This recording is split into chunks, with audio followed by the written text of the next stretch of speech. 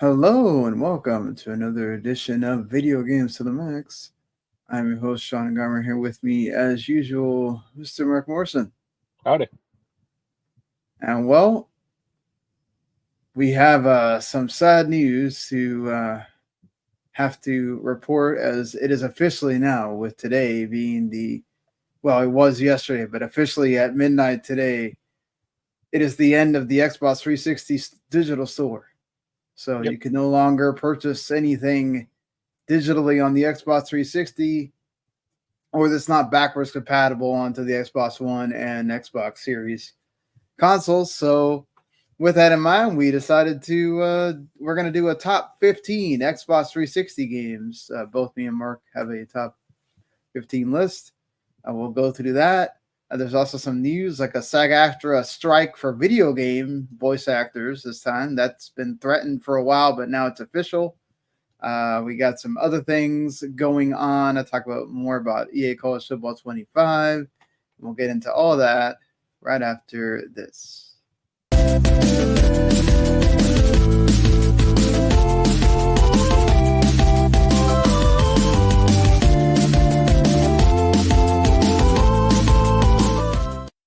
You are listening to Video Games to the Max.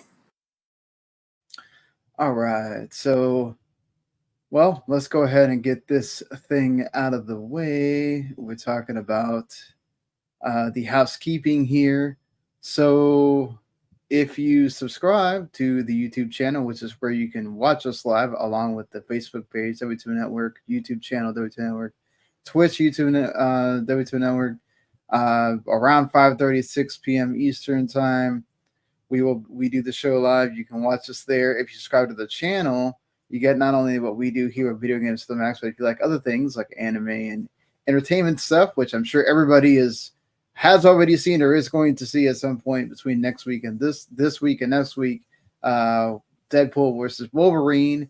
I know for a fact that the Riley Broadcasting folks are going to be doing the Deadpool Wolverine review, so that should probably be up by Tuesday.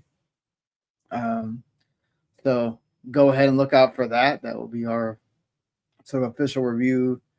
Mark and I will probably talk about it at some point. We've both seen it. I'm planning to see it tomorrow. I think Mark said he's seeing it next week. So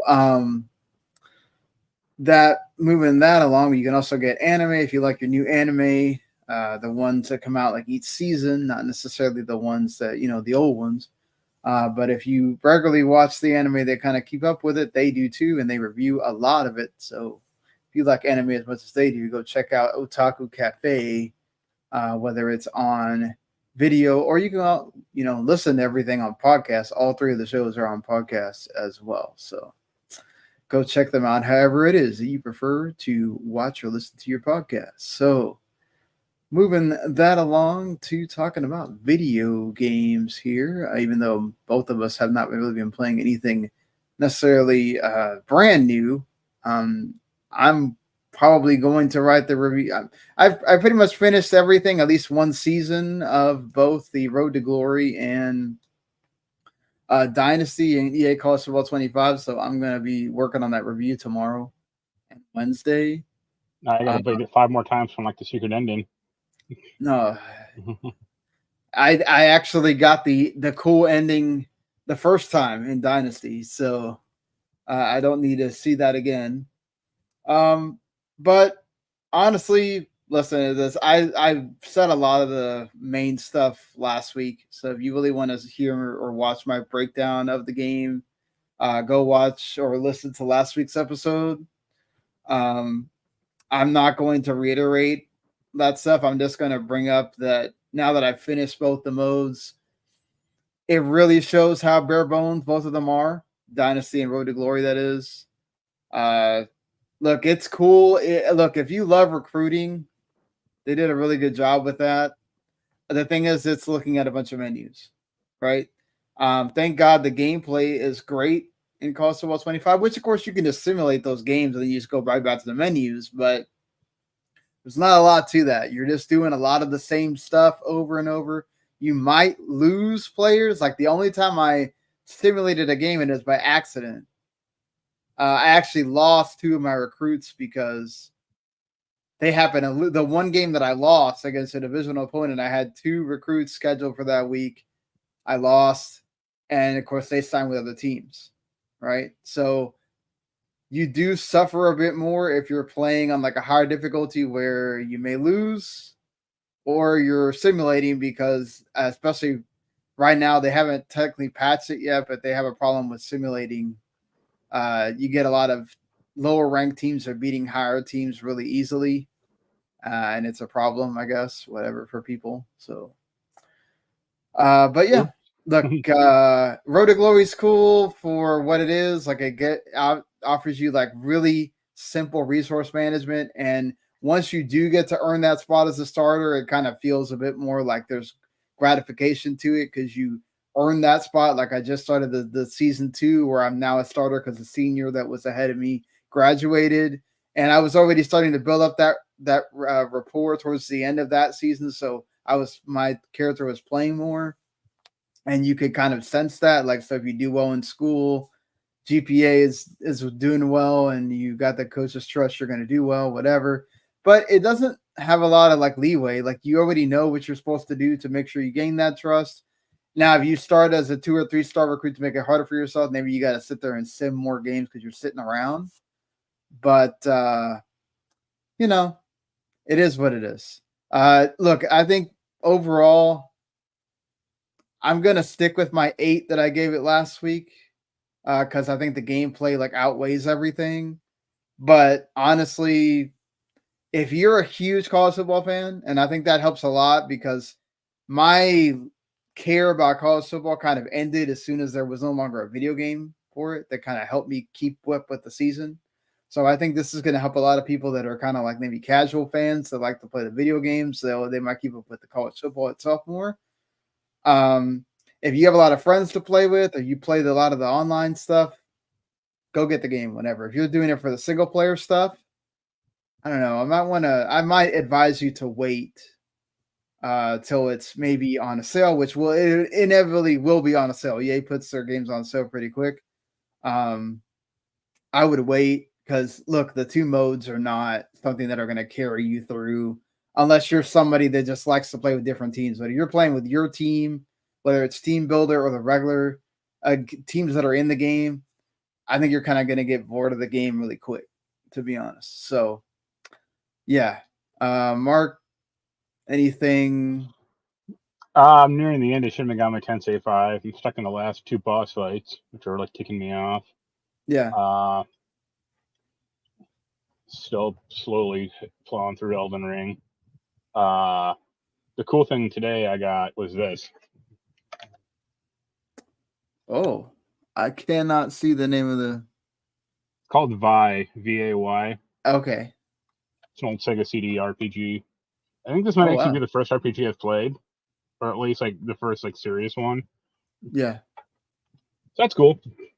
I like that game. I didn't finish it back in the day, unfortunately. Cool that we're talking about old games on this show. A 30-year-old RPG. It makes sense. But yeah, I mean that's gonna wrap it up for what we've been playing. We'll do the 360 stuff kind of towards the end. And yes, as Oni64 here said, RIP the marketplace. Gone too soon. I agree, especially that Sony after I guess I don't know what that means. What does that mean that people didn't backlash hard enough to where Microsoft kept the 360 store up, but people backlashed really hard on the PS3 store? That Microsoft put game companies put most of the 360 games on other platforms. Yeah, that too, right? They do have a large library of that stuff available for Xbox One and or PC. Not all of them, or PC or Xbox Series as well. So it's like a lot of it has moved on. There are 220 games that are not going to be available moving forward that were digital only, and of course, obviously, I'm sure there's going to be a lot of price gouging now for some 360 games that are not like super widely available for people to go buy. But we'll get to that a little bit later. There is some news here. Some of it does involve Microsoft, by the way. One of them involves something that we talked about a few weeks ago, involving the price increase for Xbox Game Pass. Microsoft is still considering more Xbox Game Pass tiers. What do you know, Mark? They just want to keep monetizing Xbox Game Pass. Not as if the 4 tiers they have already isn't clear enough. Not a surprise at all, really. They did say that they're going to, the thing that I talked about, which was a Xbox Cloud only tier. That's the one that surprised me when they were pushing this Fire Stick thing.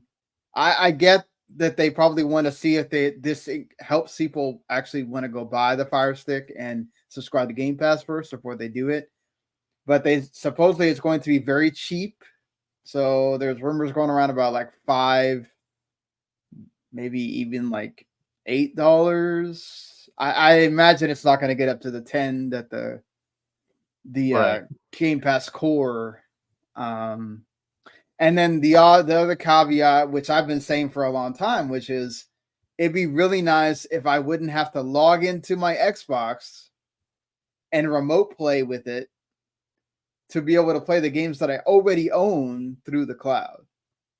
And supposedly this tier, whenever they finally get that to work, which they've been promising forever, and Phil, I think, responded to somebody saying that they were going to try to get that to work this year, is that would be an extra part of that is, oh, hey, I can now play my games that I own through there and not have to have the console at all. I can just make digital purchases, whether it's through the website. I think you can't use it through there. You have to actually, because you can't even do it while you're remote playing. You have to either be on a console or you have to be on the Microsoft Store itself on the PC to buy a game or redeem a code or whatever. So, yeah. But either way, I do think I do think if you're going to have something like the Fire Stick, you do need to have a tier that's just for that. So it makes sense if you're going to have something like that. Do you think adding the ability to play your games you own, let's say you were an old 360 Xbox One gamer, but you didn't buy a Series console? No, because it only accounts for digital games. Right, but like it would let you buy your digital game, like games you already bought in previous generations. You could play those through there too. But you can't buy new ones, or you can't, Yeah, you can buy new ones. You just can't buy any physical ones. Right. And the other one is the dreaded ad support tier, which every video service of these has one by now. That's obviously a slippery slope, right? Like, where do the ads end? When Sony buys ad space and advertises the PS5. Yeah, are they gonna be like free in that? Like, that'd be pretty funny. It would be funny. Technically, I guess, right? If you already do that with MLB The Show, you're sort of promoting Sony in a way, I guess. But it would be interesting to see, like, they already have like the ads that blow up as soon as you open the console, right? With Call of Duty and other various games they've done this with. So it's not something that's completely strange. We already complain a lot. I think a lot of people that have Game Pass complain a lot about I see too many ads on my console. I get tired of seeing them. When you're making an ad-supported tier, like, does this mean that it's only when you're scrolling through the menu on Game Pass? Does this mean that we're like now adding ads to the beginning of the game? Before you press the start button? Every hour you play the game, you have to watch an ad. Yeah, like where does that eventually go, right? Like, are we gonna? I imagine they will never interrupt the game, because when you start doing that, I think you do seriously start. It becomes different than when you watch a video where you're already sedentary watching something. What does it matter if you watch an ad instead of the show that you're watching? This is you're pressing buttons. Like, I don't know.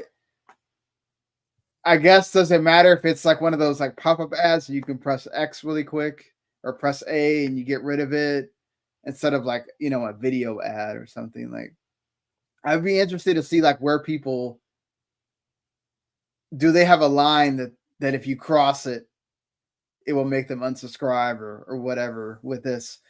I mean, and how much cheaper are we talking about? And how limiting is it, right? Are we talking about, I'm guessing Ultimate would mean this is your ad-free supported tier, but like if you have the Xbox Game Pass standard, does that also have ads in it? Is there a $12 version of Game Pass that you get with ads that gives you the backlog, and then there's like a $17 version of it that you get Ultimate with ads? Like where is this magical thing that they're gonna do with this? I'm so glad I don't care about any of this nonsense. Yeah. I know, it's just and I wonder if it goes well with PS Plus Institute, something like this as well. You have to imagine. I doubt because first of all, like PS Plus doesn't have ads. Like you boot up the PS5, it doesn't show an ad. Right? No, it doesn't. But I'm talking about, okay, if this proves lucrative for Microsoft, right, where you see all these people subscribe to this ad-supported tier, does Sony all of a sudden go, oh well, why not? Why don't we make some extra money? Does Ubisoft do it with their premium thing? I mean, I wouldn't put anything past Ubisoft, honestly, but right, But moving on from that, more Xbox, I guess, adjacent stuff. Of course, they now own Blizzard. World of Warcraft, their dev team has unionized. That's 500 members that are part of this team. They joined the Communication Workers of America. And obviously, Microsoft has already honored that and made that official. So they now become the first wall-to-wall union in Activision Blizzard and the largest at a Microsoft-owned studio. Of course, we talked about Bethesda Game Studio, the actual dev studio, unionizing last week. That was 241 workers. So yes, they would definitely be the largest. Do you think does this help them with anything other than making sure people don't get fired easily, or do you think this goes down to like maybe actual development or helps them? I think they claim it could, but like Blizzard's history has not been the most kind or like the most egalitarian.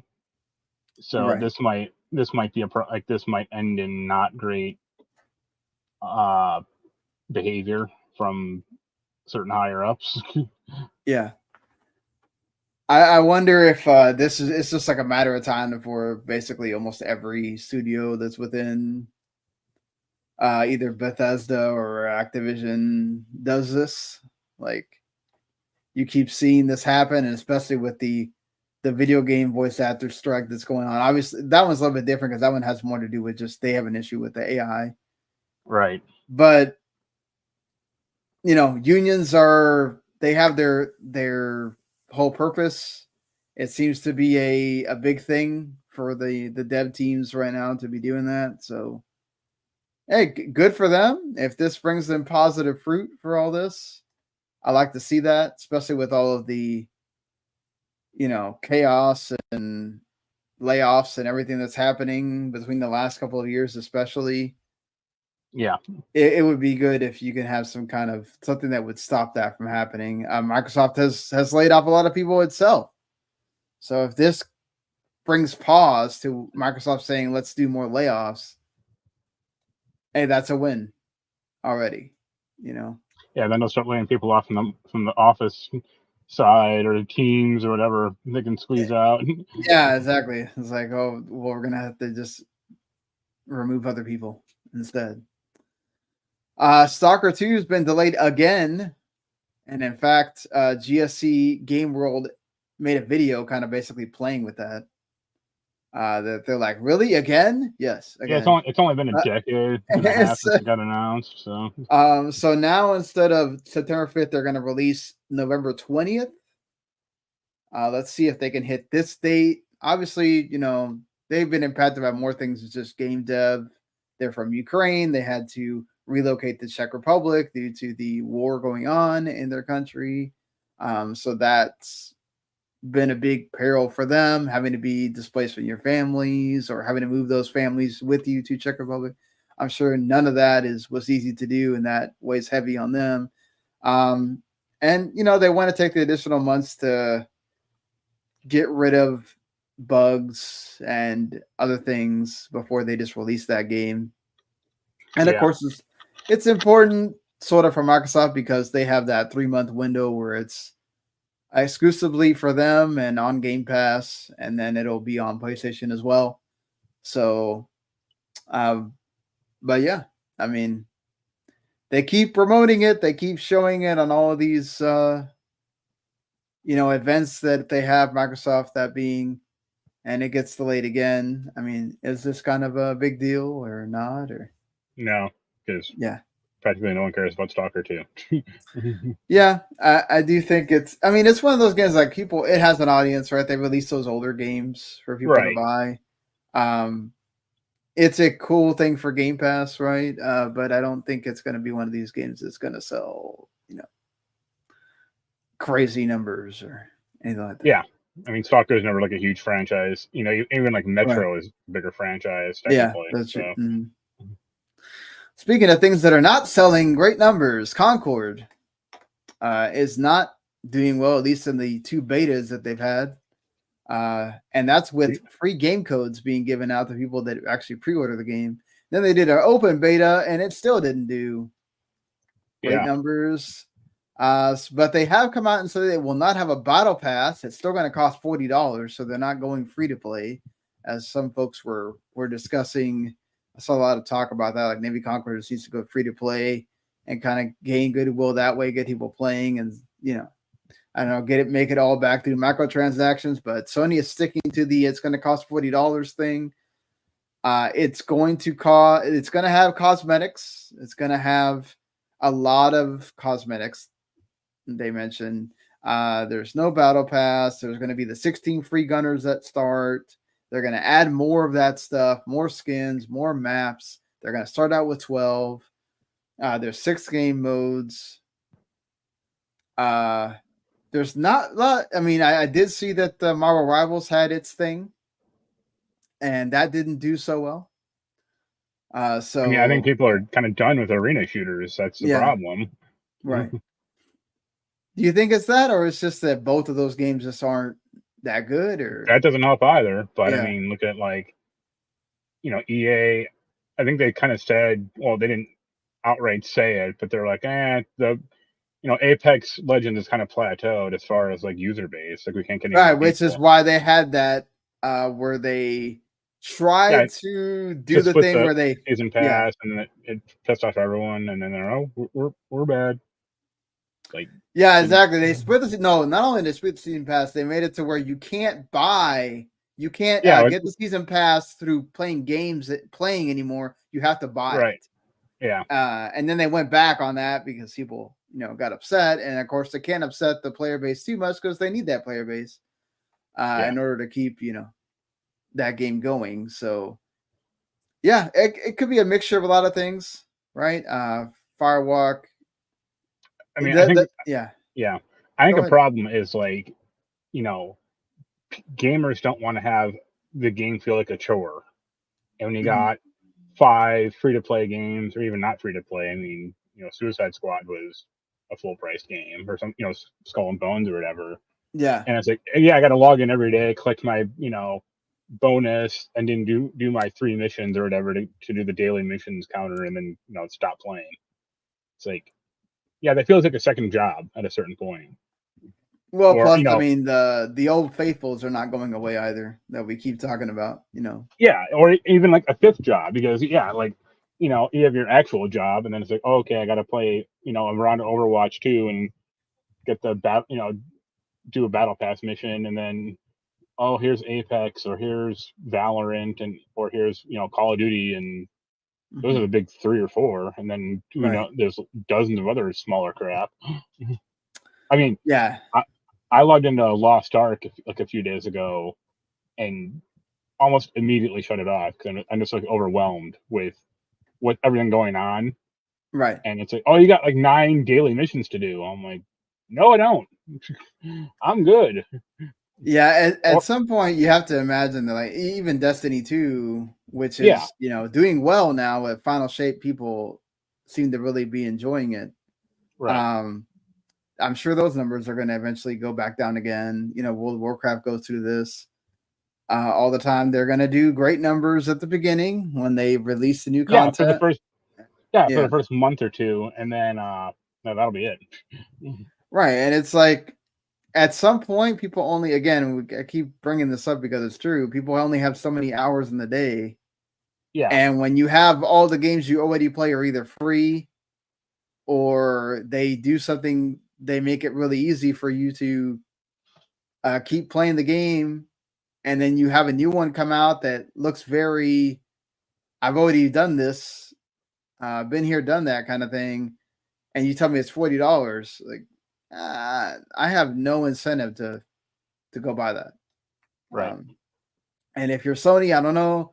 Helldivers again was just because I think it's just something different. It's not the same type of multiplayer that I mean, you help can play everyone. Yeah, exploitative.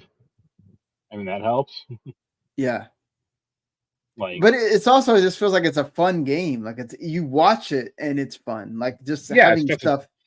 stuff's blowing up or killing your own Yeah, comrades by accident, or yeah, and then even like the whole like uh personality of the game is kind of funny, and yeah, right. Whereas Concord is just like you.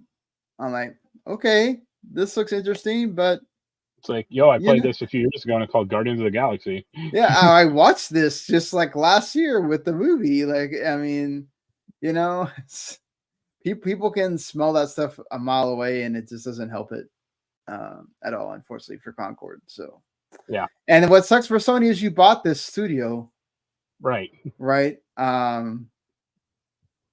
They bought this studio for that game, and Bummer for them. yeah, it like if it doesn't do well, what does that mean? And what are they going to do? Are they going to let them make another game, or what's going to happen to the people making this game? We're going to see layoffs happen at the studio.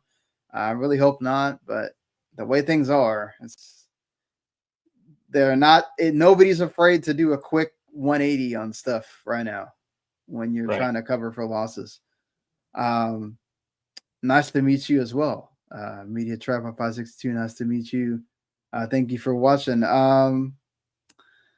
Capcom is actually doing the reverse of what we're seeing with the Microsoft Digital Store. I think Ubisoft also announced this as well, and we didn't talk about it, but Capcom is still going to be making physical games. They said that they have a high, even though it's a hardcore audience is asking for it, they still have a lot of people that ask for physical games, so they will not stop making them.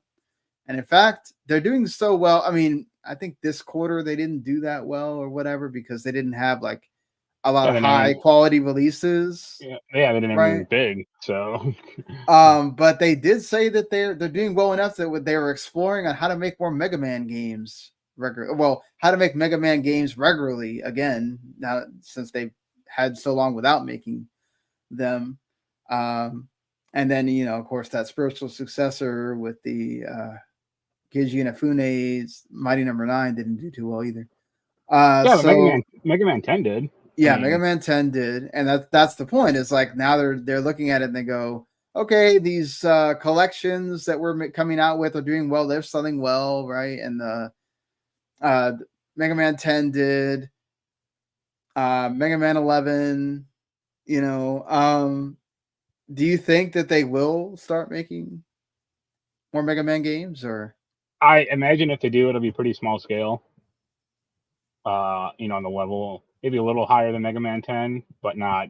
It's not gonna be some AAA game or anything, and it'll still be like the same 2D. I mean, I want them to do a new art style, like to do a modern art style. And Right. hey, it has to be a Mega Man X or Zero or whatever. Go ahead, but Do you have a preference on if they come out with a new Mega Man? Would you want it to be in the Zero franchise or X or? Mega Man Legends 3, let's go. No, That's I like Mega Man X personally, so I wouldn't mind another one of those. Uh, do another command mission, the RPG one. That was pretty cool. these, like, I'm just that kind of flabbergasted at times of like, why don't you try to see if you have multiple Mega Man projects, but like have outside of Capcom teams working on them, like maybe Right. an indie Yeah. and Yeah, pay someone to do it, or yeah, right. like, I mean, honestly, like, you know, having like Mega Man be like a Metroidvania would be like a great idea, but they're not gonna do it apparently. Yeah. So Make another maybe not another Battle Network game, but another Mega Man RPG would be cool. yeah, Or Mega Man Soccer again. Let's do that. Right. I'll be The down with true that. Mega Man game. Hey, right. Yeah, we need to have that come back. Speaking of games, though, we don't know. Well, so I don't know. I saw this somewhere. It wasn't in the report that I'm taking this from, which is from BGC. But this video game voice actors strike that it's really only affecting the ones that are part of SAG-AFTRA, which began on the 26th, and that's going to be ongoing.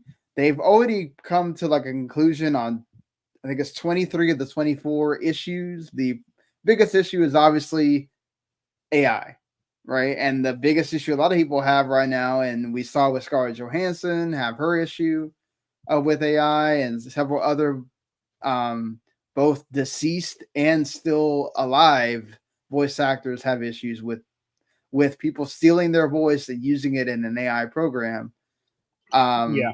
And these voice actors don't want that. Don't want, and obviously I would, anybody would, if you're getting paid, your whole body of work is based off of using your voice.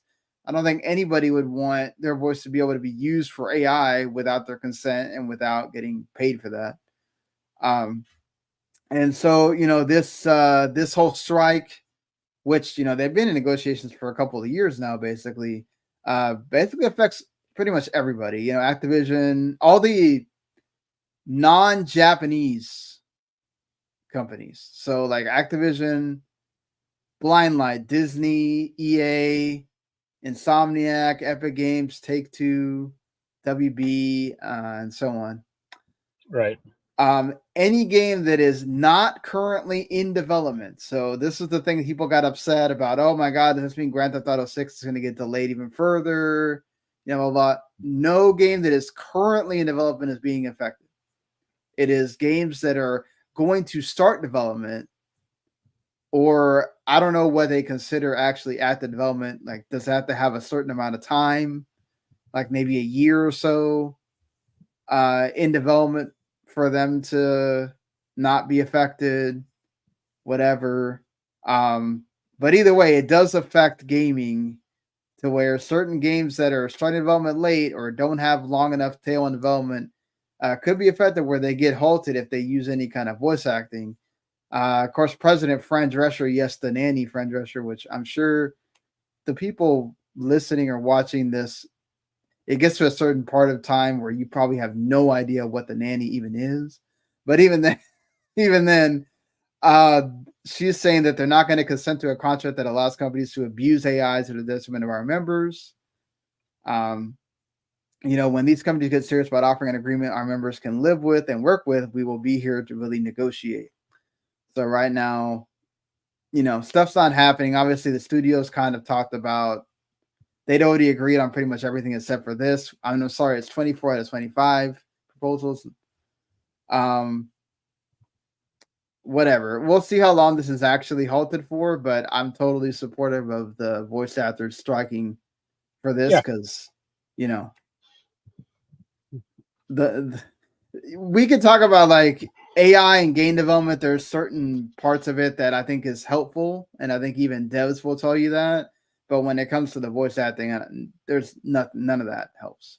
The voice actors already don't get paid enough for what they do, especially the ones that are not the big names. I mean, the only way it would help is if, like, and this is kind of a outside case, is like when Lance Reddick died, like using AI to like replicate his voice, right? With the family's permission, by the way. Like, I'm not saying to just do it, but like if they had like his authorization or like their authorization and nothing against Keith David, obviously, like he did good work as well, but like that'd be like a nice capstone to like that character or that story, right. especially since Horizon 3 is going to be screwed. Yeah, definitely. But won't have as far as like using AI just to have live voice actors do, like, well, we don't want to pay who's the Destiny 1 voice actor, Peter Dinklage, to come back in and do the ghost voice, so we're just going to do this AI thing, and the computer can sound like him close enough. I think they they just removed him because he thought he did a bad job. I mean, I can't comment on that, but like they replaced him with Nolan North. Yeah. And it's like, well, which of these guys is easier to get back in the fucking recording booth doing more lines? Definitely. Yeah. Nolan North as well. So, we go from that to probably just worse news. And one of the things that I kind of was worried about when you keep seeing Ziff Davis is buying things. Yeah. They bought Humble Bundle, and then they bought more. This is still wows me that they can buy other video game websites and then basically turn a lot of them over. And now they officially are saying it's a restructuring, but I think this is just them using fancy terminology for this. Yeah, they're restructuring everyone out of a job. Because the people that were working there, the 36 employees of Humble Games Publishing, not Humble Bundle, should mention that's two different things. Humble Bundle is still going, and they're saying that this doesn't affect Humble Bundle at all. Humble Games Publishing, which they've made some really cool games or helped make, financed or whatever the part of that they've done, Temtem, Forager, Wizard of Legend. There's other ones that I know I've liked over the years. Microsoft even had a deal with them to have the games be on Game Pass day one for a while as well, because they were releasing some like really cool indie games. And it sucks that like everyone working there on that side of things is gone. No longer have a job as of 9 a.m. the morning that it happened. And yeah, man, they even have more games coming, like Never Alone 2, still in development, Monaco 2, Wizard of Legend 2, Lost Skies, all still in development. So what's going to happen to those games? Are they still going to get made, or, I mean, they'll get made. I mean, assuming if I can find some publisher to, bring over the finish line. Depends how far out they are. But like Monaco 2, for example, that'll get finished. Yeah, probably. Wizard of Legend 2 probably also will get finished. Yeah. I was surprised they were making a Never Alone 2, but that's cool that they are, because I liked Never Alone for what it was. Right. Yeah, it just, man, again, this is the state of the industry right now. It sucks to see this, and it will continue throughout most of this year. And yeah, again, the looks, it doesn't matter. It's not like, I imagine IGN's doing fine as far as, as the website, but like, you have to think about, I can't imagine it's doing that well, that they're not just, it's just like you buy all these things, and I guess they thought maybe they could get some of these games to take off and it would help them, but apparently it has not done well enough for them. Right. So last thing here, before we get into the best 360 games, I'm sure this will probably get fixed quickly, but it shows why, again, one of the perils of digital only things. Right now, if you own one of the, which I do, I have one of those older Xbox Ones, not the Xbox One S or One X version. I have I bought mine pretty much close to launch, so I know for sure it's one of those. But I know I've updated it since 2017, so I also know that mine's probably not going to be bricked or anything. But to go through the story, according to Digital Foundry, and they reported this to Eurogamer, the 2013 launch models, and of course that would keep on going until they had that revision for the Xbox One S in 2016, are having issues with the latest firmware update, where basically you have an offline console because it cannot upload the latest firmware, and so then it can't go online. And if you have anything that requires an online check, you can't play it, such as DLC or even an online. There's a lot of online games that you have to do an online check before it even starts playing, even if you go into offline mode. So technically, you have an offline console until they fix this. Microsoft apparently has said that they imagine this is going to be fixed, but for right now, if you have one of those consoles and you haven't played the thing or used it since like 2017, 2018, it may not update at all. Even if you put the update on a USB stick, it doesn't update. Yeah, but like, couldn't you just find like, an update from 5 years ago, put that on the USB stick, update it, and then put the latest one on? I mean, guess you could. This seems like a problem, but it seems like a very like minor problem. Right, but it does show like if it gets to a point where, let's say Microsoft just says, "Oh, well, what's the point? We're going to keep. What's the point of updating this thing? Like they did with the." Yeah, that's exactly what they're going to do. Yeah. Eventually, we'll get to the point where, like, okay, are you just going to disable online checks so where you can just use this without the online check having to work? Never. That is the peril with these.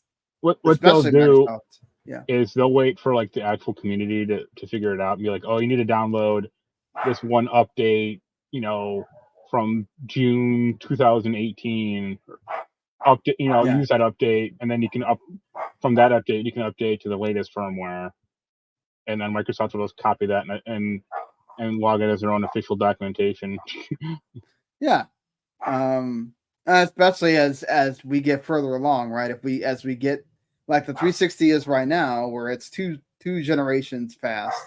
When the Xbox One becomes the 2 generations past, it will really become, it's gonna be people still playing the console. It's gonna be fans that still use the console that will have to just do it on their own and say, okay, we'll go online to figure out, go on Reddit, right. Go on NeoGAF, whatever, to figure out how to get this thing to work again.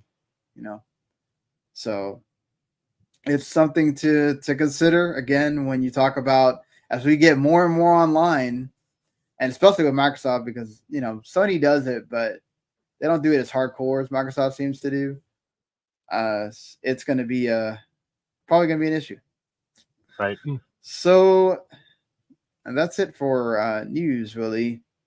Unless you have anything else you want to not really, no. mention. I don't know if you wanted to talk about any of the Comic-Con stuff or. Robert Downey Jr. is kind of an interesting pick. Yeah, playing. I still think it's the idea that he's a variant.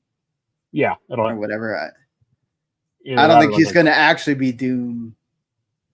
Either that or like a clone or something. Yeah. They announced limited run showed off the Lollipop Chainsaw collector's edition. That looked nice. Yeah, that's cool. Yeah, and I think having a Doctor Who spinoff is really dumb. Oh, they're doing a Doctor Who spinoff? I did not see that part. Yeah, I guess it's about Unit. Like Gemma Redgrave is going to be in it, and Russell Tovey or Tavi, I don't know whatever the last name is. Which he was in Torchwood back in the day. Yeah. So that'll be funny. Why do you think it's a bad idea?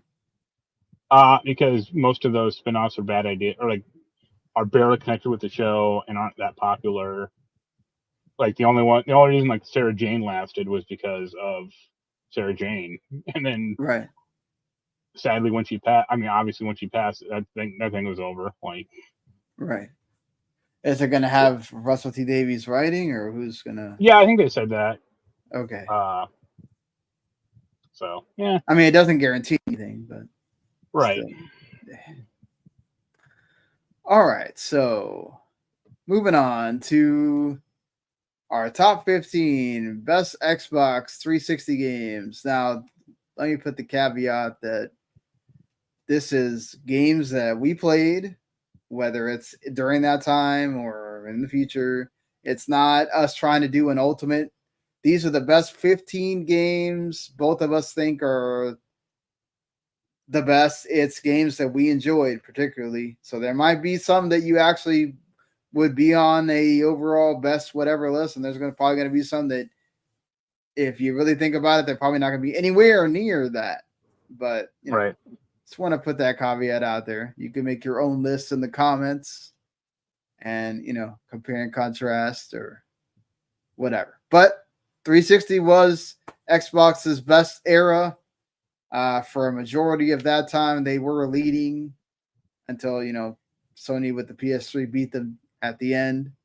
And they had a lot of games. There was a lot to choose from here. It's some that I completely forgot came out for the 360.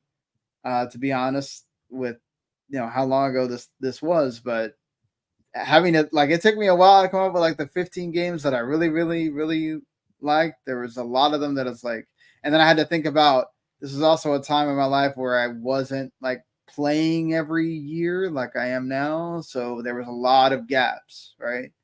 And a lot of genres that I have gaps in too. So my list is probably gonna look nothing like Mark's, I imagine. Right. The correct list. Yeah. My number 15 is Ninja Gaiden 2. Maybe Ninja Gaiden 1 on the Xbox was such a cool thing, but 2 like took that to a whole nother level with the gameplay. They mastered it. Story was probably equally the same as what it is, but I had so much fun with that game. Going back and reviewing it again recently when they did that really bad collection. I remember loving the crap out of 2 still. 3 was terrible, but hey, for being on the 360, still a great game.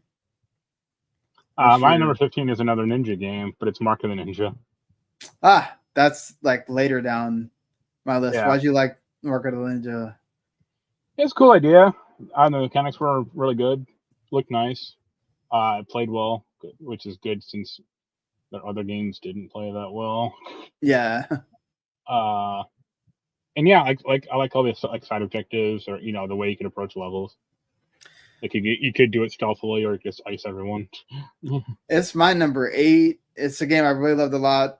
Just from, I'm not like huge on stealth, but this game, because of the way it did, like the side scrolling, and like you said, it looked nice, but just I like the way you could approach something and just decide who you're going to take out or whatever, how you're going to do that.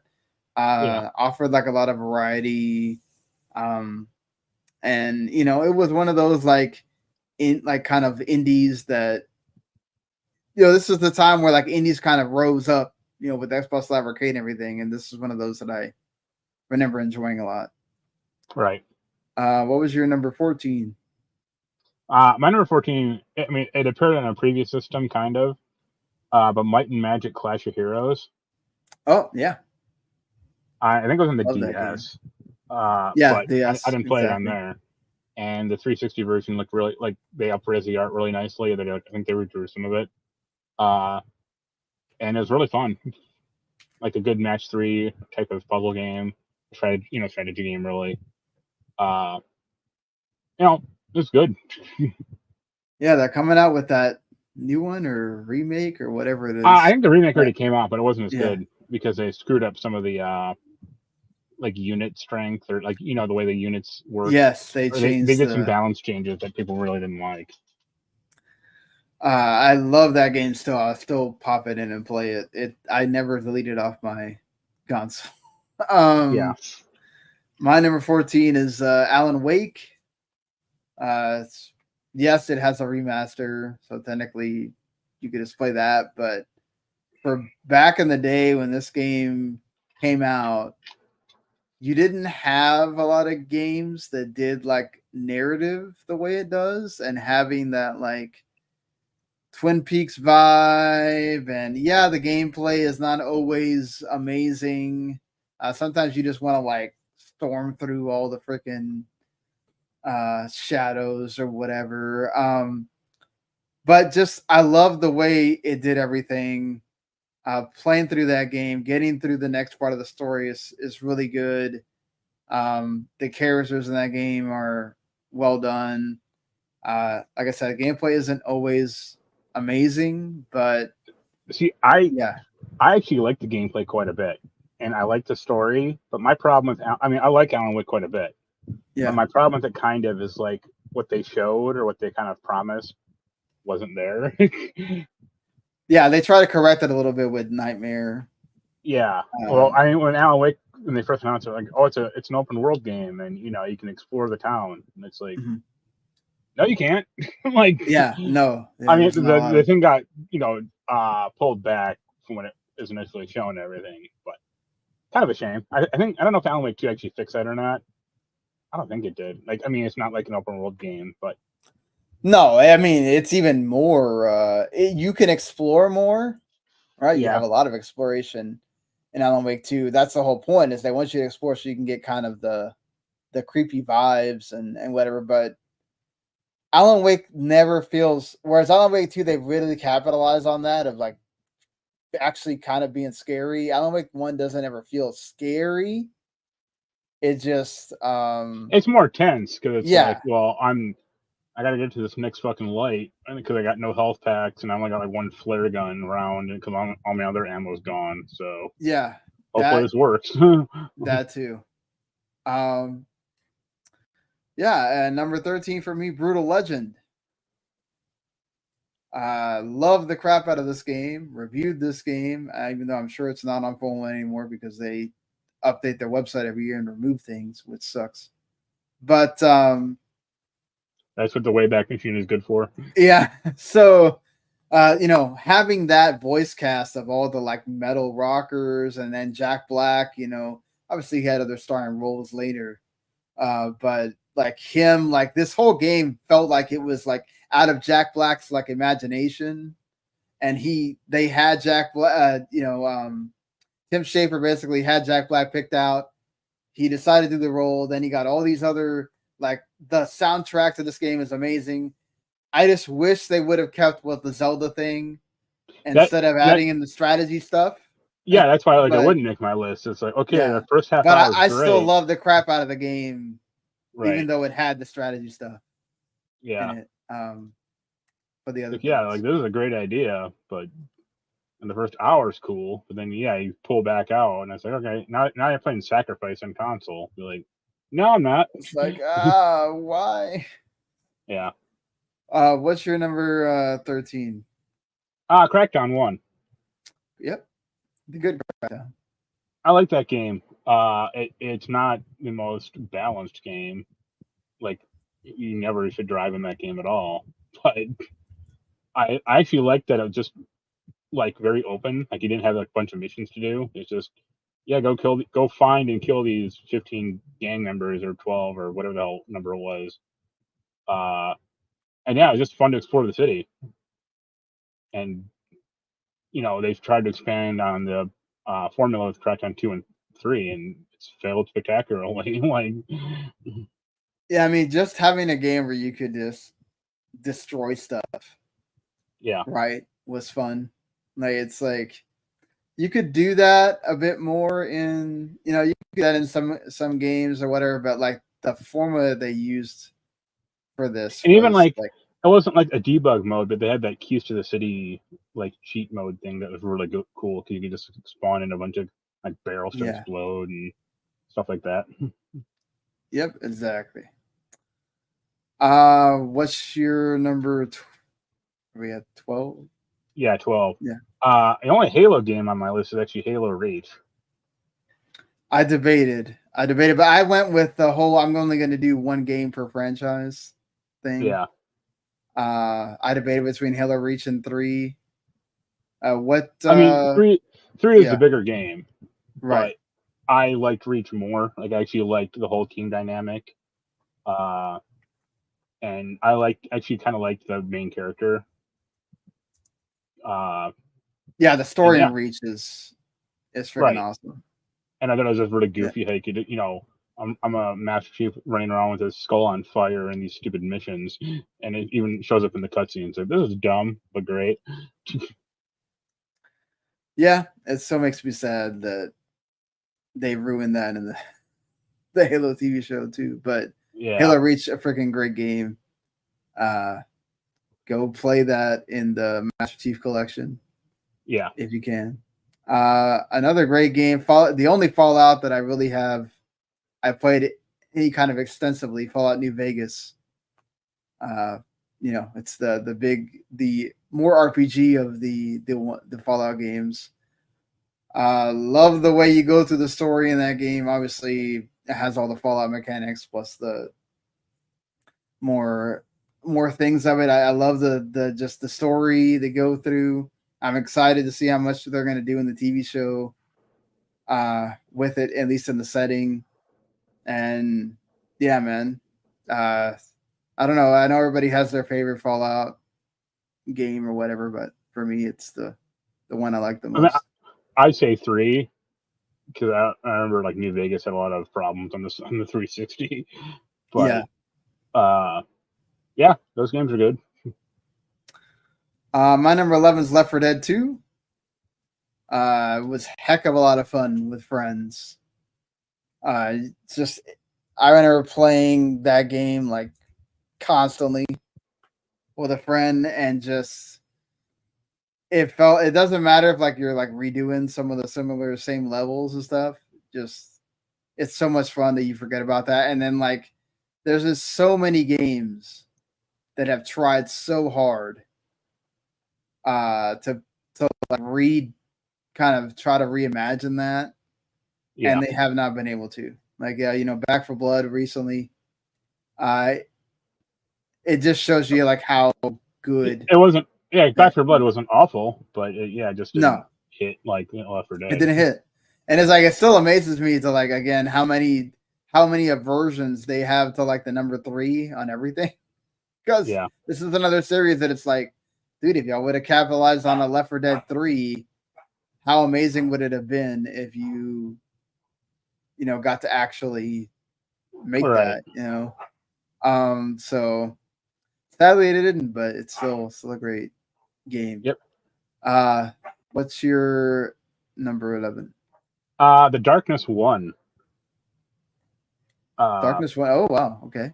I'm really annoyed that game never came to PC because I actually would like to play it, and I really do like whatever the whole company. Oh, I forget their name. Not Remedy. Damn it. Darkness 1.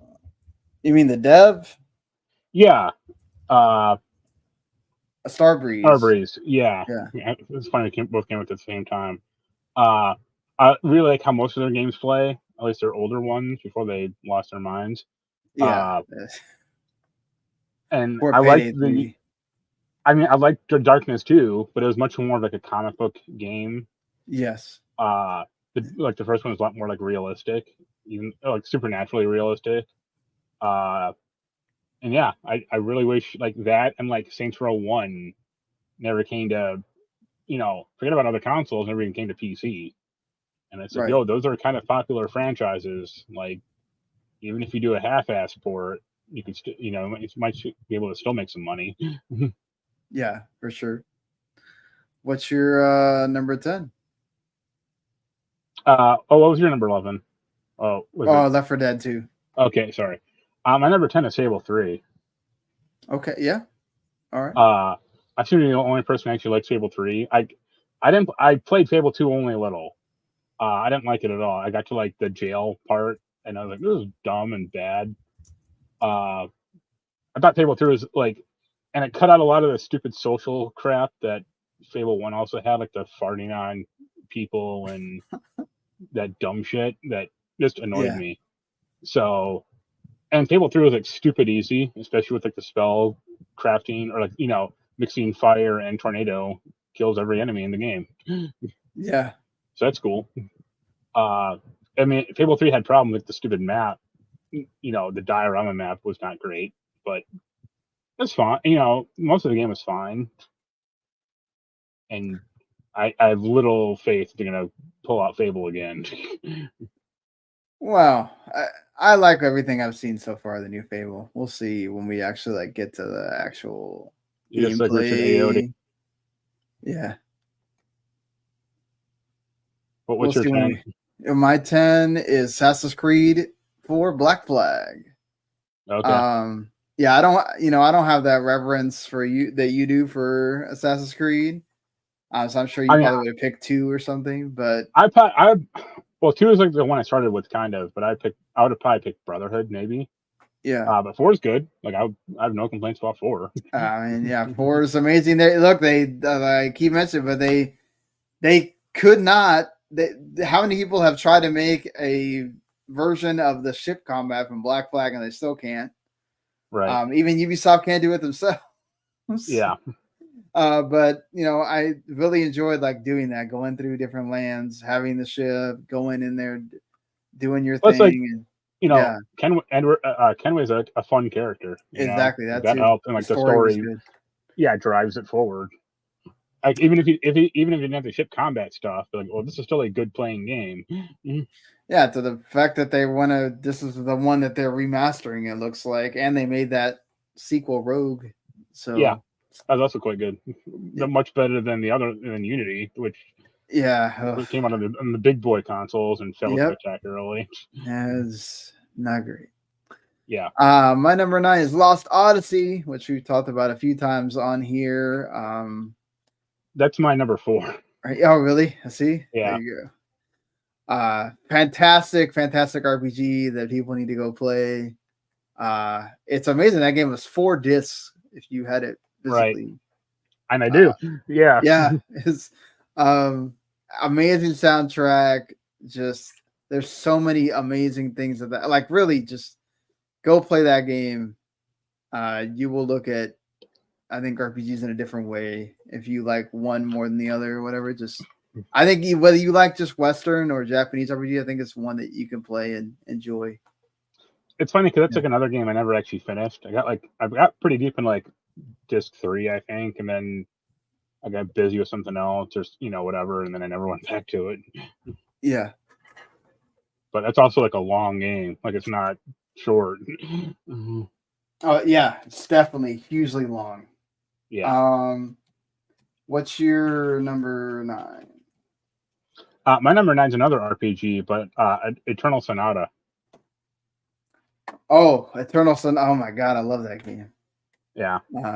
And it did come to PS3, but like later, like it took like a year or 2, I think. It's one of those games that like it became scarce to try to find too. You go try to find that like physically, and I remember I traded it in, and then I tried to find it for a long time and I couldn't.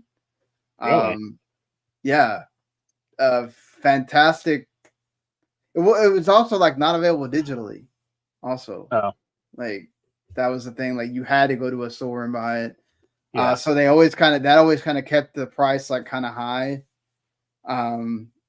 It's like $30 now. Yeah, cool. Now that's not bad. But love the soundtrack of that game. Yeah, I mean, you gotta like Chopin a little, I guess. But,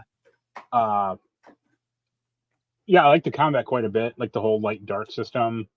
I like that like certain characters completely break that game. And yeah, I just think it was like a really like fanciful but good RPG. Yes, that's I didn't think about that really, but you're right. My number 8, I already talked about Mark of the Ninja. What's your number 8? Geometry Wars 1. Oh, okay. Yeah, I know you kind of like those games. I didn't like 2 that much, and 3 fucked it all up. But the first game is still like, it's simple, but it works, and it looks nice. Even it's simple, but hey, that doesn't matter. Or it's when everything's going crazy, it still looks good. Yeah. That's the thing. Is like it's not. It's more. I feel like it's easier to understand than Tetris. Yeah. Right at first, and you can just kind of play it, and it's easy to pick up, but like hard to master. Yeah, exactly. And I still never like. I mean, there's no ending to that game, but I haven't even got like all the achievements in it or anything. Right. And my scores are like pretty low compared to like some people, but it's still fun. Exactly, it's really fun. The other people should go They've especially on they've like re-released those things. So Yeah, you but they're can, always not quite as good for some reason. Like I think when Geometry Wars 3 came out and they added all those like weird shapes, people were outraged. yeah. And then they finally released like a traditional map, and people still weren't happy with it. My number 7 is Limbo. Okay, like Which killing spiders. yeah, I mean everything from like the graphical style to like the way that game does the atmosphere to like it's again one of those indie games that you're like, wow, this game is really it's simple, right? It's very short but it's like does things so well. Obviously, Inside kind of came and showed how you could do that even better in a way later, but for its time, Limbo was freaking awesome. You can Right. play it on anything now, and if you haven't played it, still definitely right, and it's like $1, Yeah, exactly. What's your number 7? It's the only big game that's a kind of multi-platform, even though I think it came out later. But Mass Effect 2. Oh yeah, of course. I mean, all the Mass Effects were Well, 2 of them were good. 2 of them. Yeah. I mean, 3 is Especially not the bad second either, one. but Yeah. yeah. I mean, yeah, 2 is all just about like getting the band together, and then 3 completely whiffs it. Yeah. But I like the characters in 2. Gameplay was good. It was a reduction in scope from like the first one, but it was more of a focused game, which helped. Right. Yeah, I like 2 quite a bit. Yeah. So I'm sure that's when I'm sure that's a lot of people's number 1 is probably like Mass Effect. Yeah. It's number 6 for me is BioShock. Really love that game. It still gets probably if we're talking about like all-time games, period, not just 360. Well, BioShock is up best like there. opening or like best 15 minutes ever. Yeah, especially. Yeah. But we didn't talk about it. But did you see the Netflix story about it? Like, No. I mean, Netflix is still saying they're going to do a BioShock TV show, but it's going to be a more drama focused or like a smaller scope show because they don't Yeah. want to pay them. They don't want to pay to make BioShock or And it's like, well, A, why even do it? Exactly. And then B, like, hasn't Fallout or The Last of Us shown that like you got to spend money for these things to like get high critical? I mean, they know that with Witcher also. Right. Like I get that like you but you got 3 good seasons out of Witcher before this It all stuff fell happened. apart. Yeah. Yeah, so it's not like, it's all automatically bad or whatever from the beginning. Like you can make it work. Yeah. So But I just don't understand that line of thinking. yeah. What's your number 6? Super Meat Boy. Yeah. That is talk about indie game that like sold Xbox Live Arcade for a long time. Right. Yeah. Good platformer, was comedic, had great soundtrack. They kept adding shit later, more and more stuff to it, kind of off and on. Yeah. Yeah, quite good. Oh, definitely. And I know the recent like re-releases screwed it up because I think they took out the music. Yes. It sucks. Yeah. Big time. Number 5, Walking Dead, the game.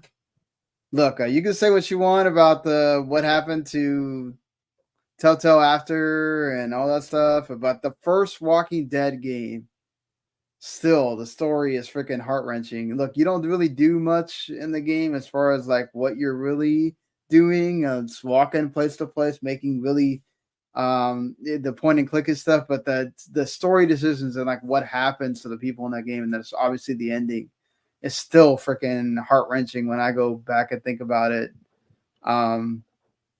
And it is the thing that launched them, honestly. So Yeah. it was huge for the first time. Yep. What's your number 5? Bastion. Okay. What You the know, thing that starter. launched Supergiant? Yeah. Still good. Hill plays great. I mean, it doesn't have a ton of like replayability on like Hades or Hades 2, but you can play through it twice, and that's good enough. Yeah. And it sets the tone for like a lot of their future games. I mean, you can directly see how that Bastion and Hades are related, or like the same company made them. Yeah, definitely. And I mean, for a small team, I mean that was I think that was like 8-person team or something, or maybe like 10 people. It was really small, but they made like a great game back then.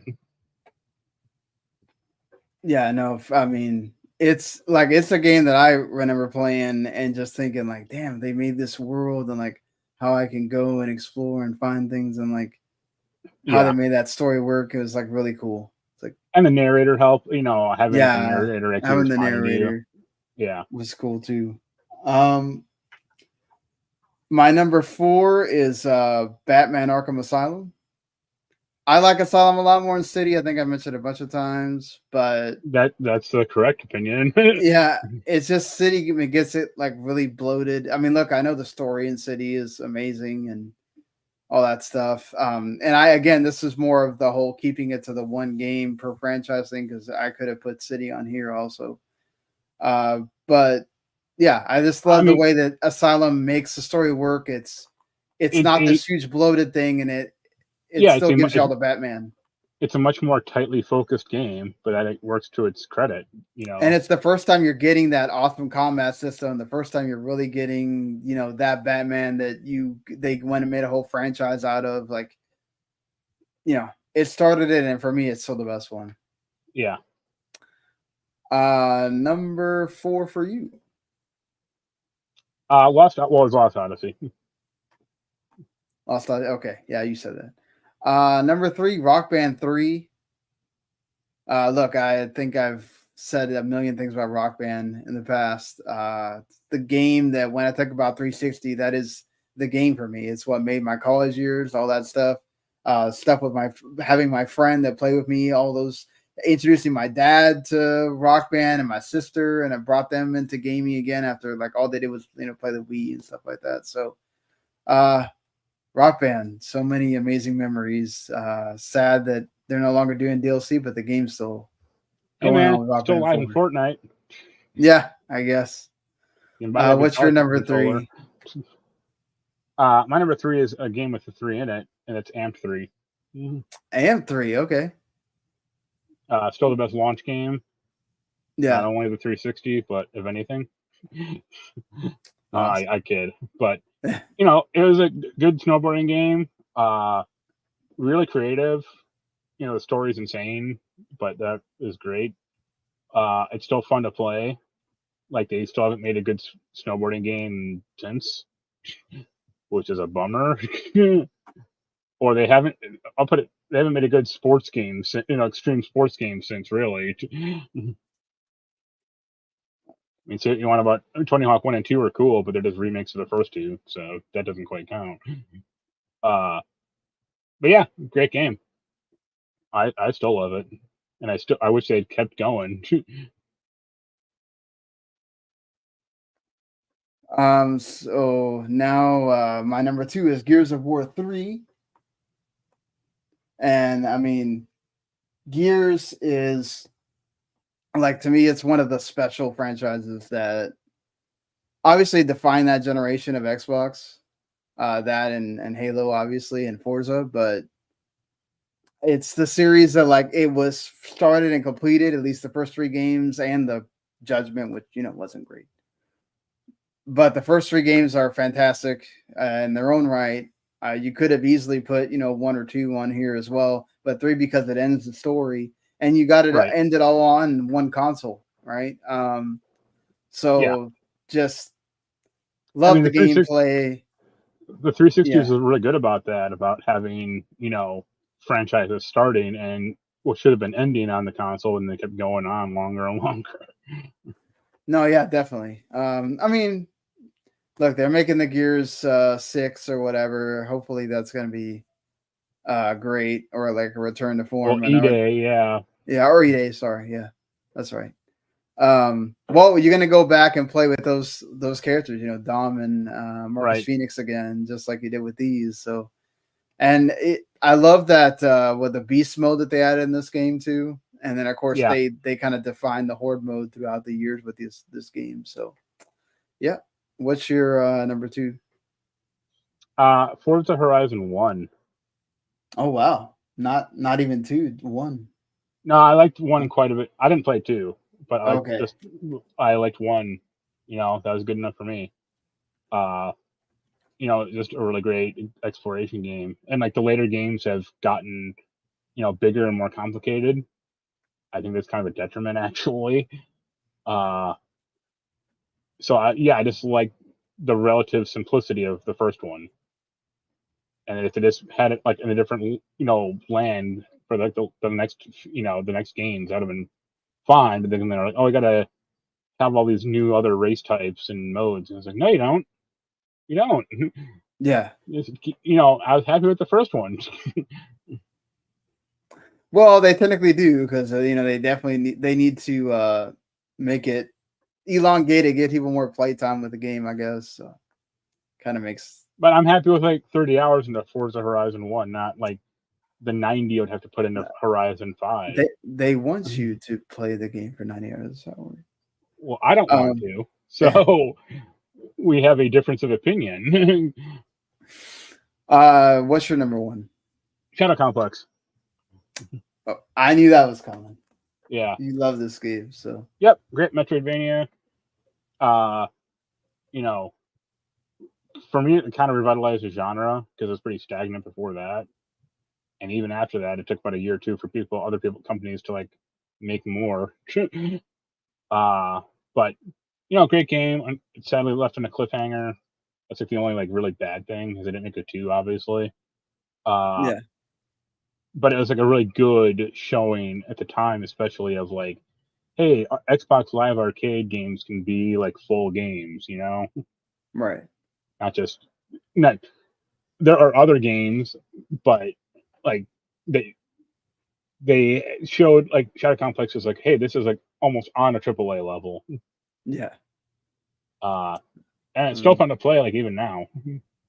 Yeah, and they did that collection not too long ago. Right. Well, let me guess your number 1. Modern Warfare. No. I'm sure there will be people that be like, how do you not have like, at least one Call of Duty on either one of y'all's list? Hey, because that's a multi-platform franchise that came out on everything. Yeah. Yeah, I mean, it's Call of Duty. Like, I mean, I'm sure if you're a lover of Call of Duty, I'm sure you would have that on there. I think neither one of us are like huge on that. Your number one's probably Red Dead. It's Halo 3. I don't have anything. I have actually never played the first. I never played any of the Red Dead anything. So, but yeah, mine's Halo 3.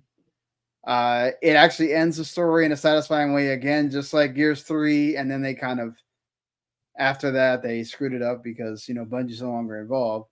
Right. To the point where they had that, which I forgot to talk about. I think last week they had that rumor about whether or not 343 is actually still making the game or not. When it comes to the future of Halo, whether that's going to be Halo 6 or whatever they're going to call that. But Halo 3 was great. They added all the, had all the multiplayer stuff that you would expect, and they had a great story with it. They expanded upon it with ODST and especially with Reach. That was great. And a nice like cap off to the whole saga of Bungie with Halo. So, yeah. Unfortunately, they have not been able to reach the heights of that since then. Not enough top plant. Look, there's a ton of great games we didn't mention that I'm sure a lot of you 360 folks will probably be mentioning in the comments. But hey, it's our list. You can make yours if you want to. Right. Really quickly here, games coming out this week. There's the Star Wars Bounty Hunter remaster, which another one of those Aspire games. So make of it what you will. Those do surprisingly well. Like they do well, but I'm talking about develop wise. Yeah, not so great. Thank goodness you're here. That's a cool little like comedy platformer game that people should go check out if you're into the indie games. The Tomba remaster comes out also. I don't have it, but I'm getting the collector's edition, so that'll take like 4 months. Oh gosh, I'm sorry, you gotta wait. But I'm So sure it'll be long. great. Like World for of me, yeah, go ahead. Tomba is like what Mario should be. Why do you say that? Like an open world Mario game where you have to like Okay, complete yeah. quests and get extra upgrades and shit like that. That'd be great. I mean, technically done. Well, no, they have the levels, but this is all like one. Yeah. Well, this is all like one big world, Oh, okay, so, okay, I know what you mean. Yeah. The Closer the Distance as well also comes to like the new consoles and PC. That's a like narrative game that looks interesting. World of Goo 2 also comes out for Switch and PC. So, and Eden Genesis as well. So some cool things coming. It's the early part of the month. Most of the the big game everybody's waiting for, the Star Wars Outlaws, comes out at the end of the month, basically. And then of course there's Madden in there in the middle and all that stuff. So there's some things coming here. We're getting again towards the fall. But I got to start working again. So appreciate everybody watching. Let us know what your top 360 games are. And we'll see you next week, everyone. Later. Later.